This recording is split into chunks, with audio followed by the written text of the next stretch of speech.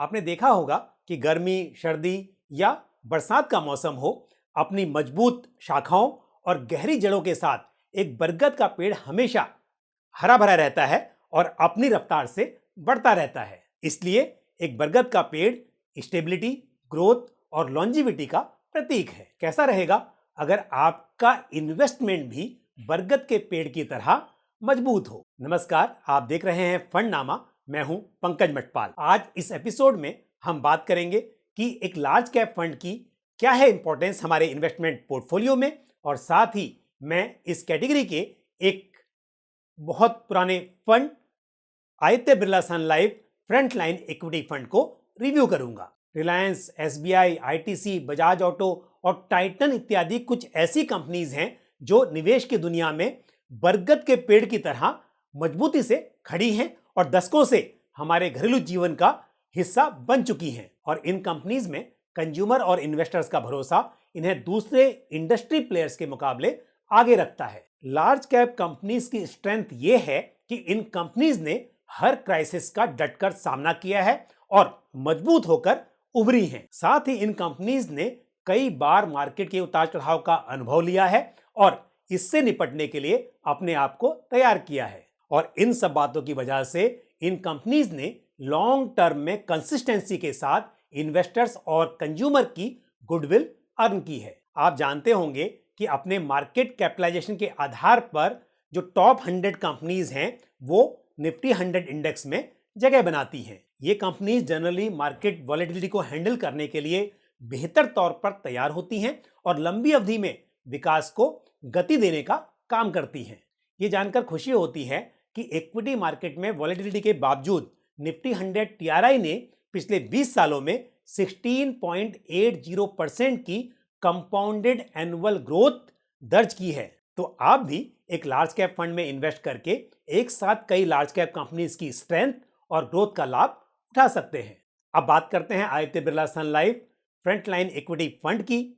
इस फंड का उद्देश्य है एक नपा तुला रिस्क लेते हुए एक रीजनेबल मार्जिन के साथ अपने बेंचमार्क को आउट परफॉर्म करना। यह स्कीम अपने टोटल असेट का minimum 80% established large cap companies में इन्वेस्ट करती है और अप टू 15% एक्सपोजर ऐसी मिड कैप कंपनीज में ले सकती है जहां अपॉर्चुनिटी दिखाई दे रही हो। यह scheme fundamental research driven approach follow करती है और इस स्कीम की इन्वेस्टमेंट फिलॉसफी है sustainable growth at reasonable price.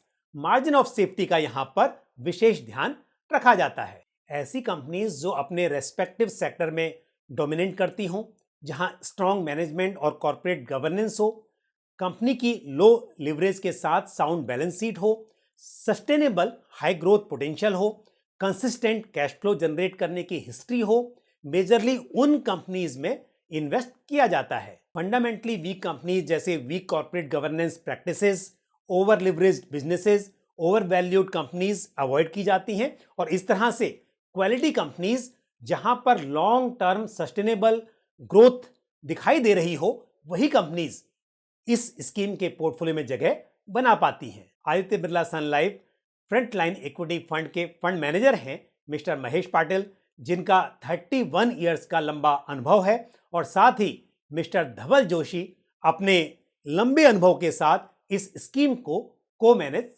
करते हैं। ये स्कीम 30 अगस्त 2002 को लॉन्च हुई थी और यदि हम इस स्कीम की पास्ट परफॉर्मेंस की बात करें तो मैं आपको बताना चाहूंगा कि यदि किसी इन्वेस्टर ने इंसेप्शन पर इस स्कीम में 1 लाख रुपए इन्वेस्ट किए होते तो एज ऑन 5 दिसंबर 2023 वो बढ़कर हो गए होते 41,73,100 रुपीज, यानी कि CAGR हुआ 19.17%। वहीं यदि किसी इन्वेस्टर ने इस स्कीम में सिंस इंसेप्शन 10,000 पर मंथ की SIP शुरू की होती तो एज ऑन 5 दिसंबर 2023 को टोटल वैल्यू हो गई होती 1,90,88,722 रुपीज, जबकि टोटल इन्वेस्टमेंट इस स्कीम में किया होता इस तरह से SIP के जरिए 25,60,000 रुपीज का, यानी कि CAGR हुआ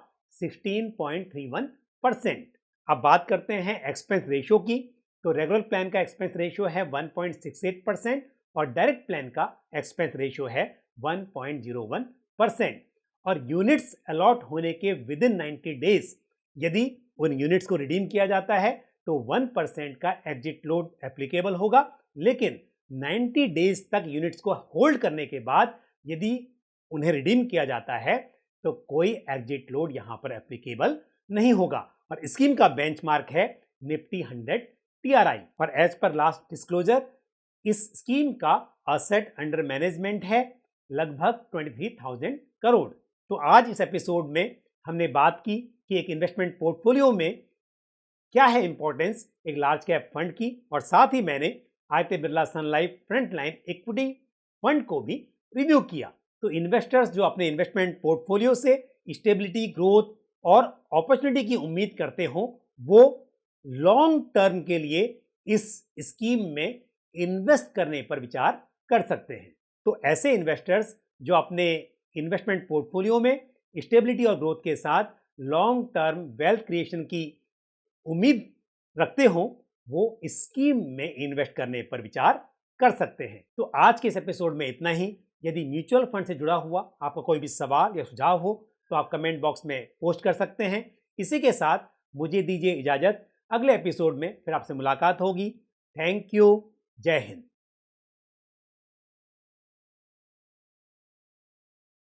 म्यूचुअल फंड निवेश बाजार जोखिमों के अधीन है।